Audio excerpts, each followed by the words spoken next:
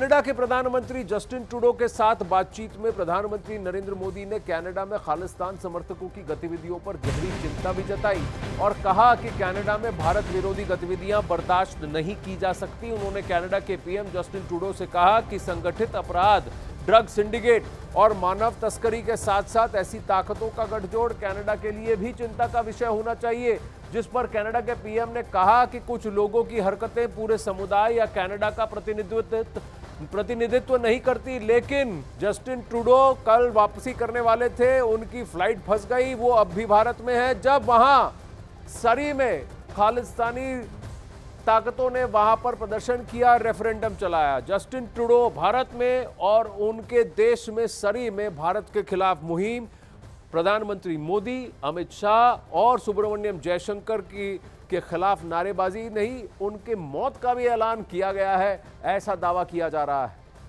G20 में भारत ने दुनिया के दिग्गजों को एक बड़ा मंच दिया। आतंकवाद से लेकर विकास तक विश्व के बड़े नेताओं ने एक दूसरे के सामने अपने विचार साझा किए। पीएम मोदी की कनाडा के पीएम से मुलाकात हुई तो उन्होंने खालिस्तान का मुद्दा उठाया। जहां पहले तो ट्रूडो खालिस्तान पर सफाई देते दिखे, फिर आतंकवाद के खिलाफ एकजुट होने का वादा करने लगे।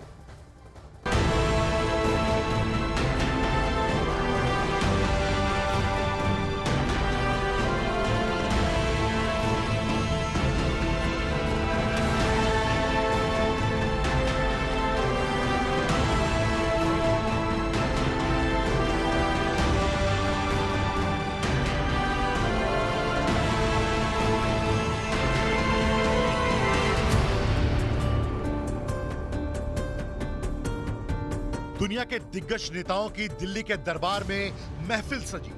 बाइडेन से लेकर मेलोनी तक और ट्रूडो से लेकर ओलाफ तक कई दिग्गज 3 दिन तक दिल्ली की चार दीवारी में विकास, अर्थव्यवस्था और आतंकवाद पर मंथन करते दिखे। भारत की मेजबानी में G20 समिट का अब समापन हो चुका है। पहले दिन प्रधानमंत्री मोदी ने दुनिया के सबसे शक्तिशाली देश अमेरिका के राष्ट्रपति जो बाइडेन से बात की। रक्षा और अर्थव्यवस्था समेत कई मुद्दे दोनों देशों के दिग्गजों ने एक दूसरे के सामने उठाए। दूसरे दिन भी प्रधानमंत्री मोदी की बैठक जारी रही। इनमें से एक बैठक कनाडा के प्रधानमंत्री जस्टिन ट्रूडो के साथ भी हुई, जहां दोनों नेताओं ने भारत कनाडा संबंधों पर चर्चा की। मुलाकात के बाद प्रधानमंत्री नरेंद्र मोदी ने ट्विटर पर एक तस्वीर भी शेयर की। खबर है कि काफी देर तक चली इस बैठक में भारत ने खालिस्तान, आतंकवाद और विदेशी दखल का मुद्दा उठाया। It's important to remember that the actions of the few do not represent the entire community or Canada. मुलाकात में कनाडा के प्रधानमंत्री जस्टिन ट्रूडो सफाई देते दिखे। ट्रूडो ने साफ कर दिया कि आतंकवाद या विदेशी दखल या कोई भी संवैधानिक हरकत का कनाडा समर्थन नहीं करता है। कनाडा हमेशा ही अभिव्यक्ति की आजादी की रक्षा करेगा, शांतिपूर्ण प्रदर्शन की रक्षा करेगा, नफरत के खिलाफ आवाज उठाएगा और कानून व्यवस्था का सम्मान करेगा। Obviously, Canada will always defend freedom of expression, freedom of conscience, freedom of peaceful protest. That's something that's extremely important to us. ये कोई पहली बार नहीं है जब कनाडा पीएम के सामने भारत ने खालिस्तान का मुद्दा उठाया और कनाडा उसको डिफेंड करता दिखा। कनाडा पहले भी प्रदर्शन के नाम खालिस्तान को सपोर्ट कर चुका है।